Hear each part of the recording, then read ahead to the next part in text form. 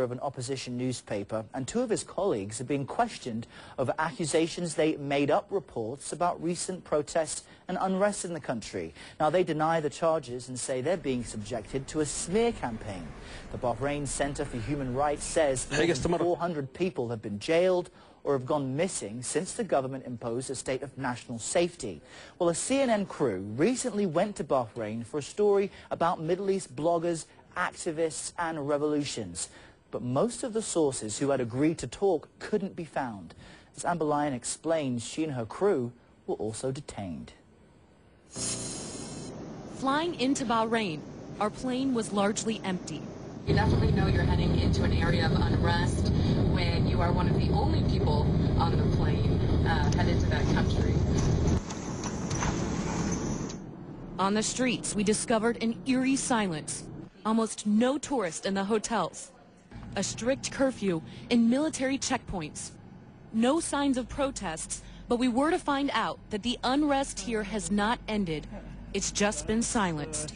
We've come across a lot of military checkpoints just driving around here, and you see the guys standing there with their guns, and they're all wearing masks covering their face. We'd arranged a series of interviews, but most of the sources who had agreed to talk to us disappeared. Family members or others close to them say they had been arrested or gone into hiding after masked machine gun-toting security forces raided their homes and threatened them. The Bahrain Center for Human Rights says more than 460 people have been detained in recent weeks. Nurses who treated wounded protesters, doctors, bloggers, a poet. Nabil Rajab of the Bahrain Center for Human Rights says that there's fear these people are being tortured. There are people who were hanged for a month and they were electrocuted and sexually harassed and assaulted, and this is the way they are treated inside Bahraini prisons. We tried to investigate these arrests ourselves, but our second day in Bahrain, helicopters hovered overhead as we stood in the street outside Nabil Rajab's home. Suddenly, half a dozen military and police vehicles surrounded us. About 20 men in black ski masks, some wearing civilian clothing, pointed machine guns at us. They forced us to get on the ground at gunpoint. They erased all the video they found. Then we were taken to a police station and interrogated for nearly 6 hours before being released. Bahrain's foreign minister couldn't tell us why we were arrested. To scare somebody not to say anything, or to scare someone not to express his views. This is not a government policy. We asked him about the missing. There were many who I know personally who have been called in for questioning and arrested, but for a short period of time it was for questioning. But I didn't hear that any one of them being harmed in any way just for blogging or being active online.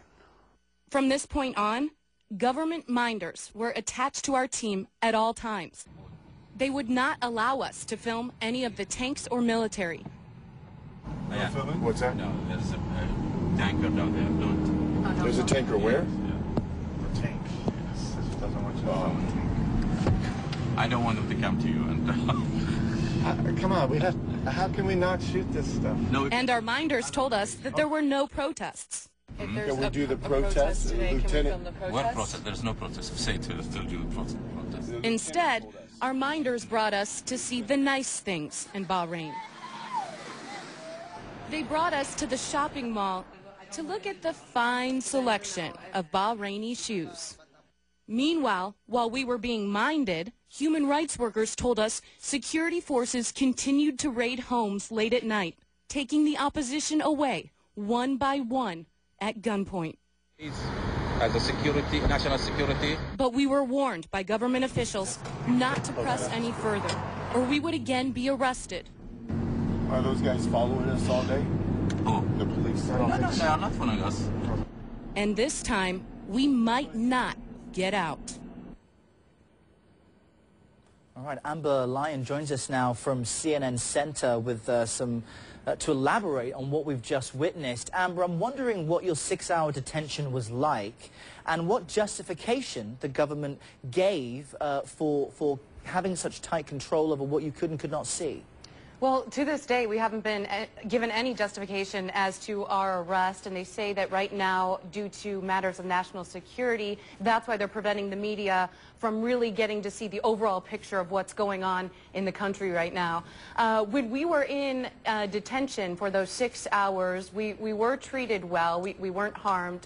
And we were each taken away one by one individually and questioned. At some points we were asked pretty personal questions about our religion and whether we were married, had families. After that, we were released after those 6 hours to go back out and start filming. But as you saw in the piece, we were extremely limited in what we were able to shoot. Errol?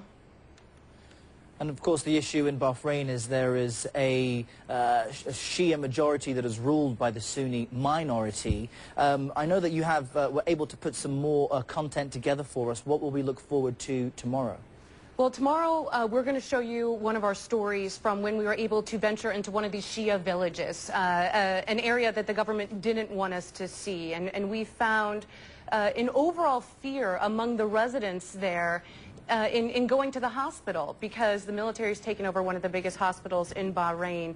So we found people who are treating themselves, some of them have bullet wounds at home because they'd rather do that than enter one of these hospitals because they fear they're going to be arrested. And another thing to mention too, over the weekend we learned that Nabil Rajab, the human rights activist whose house we were detained outside of, was referred to the military for prosecution, and this referral came after Rajab published pictures on Facebook of a man who died in police custody whose body appeared to show signs of torture. The Bahraini government says the images were fabricated. We've got pictures of the government's photos and Nabil's photos. You're looking at his right now. Those were posted by Nabil and several activists online. You can see obvious markings of apparent signs of torture. Now, that picture you're looking at right now, that came from the Bahraini government. They say that was taken by the medical examiner. They say this man who died over the weekend was not tortured, was rather an unruly prisoner, and guards were trying to detain him, and that's when he passed away. Now, regardless of the veracity of these photos, just 9 days ago, I interviewed the foreign minister in Bahrain, Sheikh Khalid, and he told me directly that the citizens of Bahrain have complete freedom of speech online, yet you look at the situation with Rajab and they are trying to criminally prosecute him for a tweet. It doesn't really add up, Earl. Right, and the government is able to make these claims as they control what CNN tries to cover, as Amber Line there tries to get complete as close control. To the truth we were completely controlled after that. It was very hard to cover what was going on. Thankfully, though, as we said earlier, we were able to get into one of these villages before we were detained, and we'll bring you that story tomorrow. All right, fantastic, Amber. Thank you very much.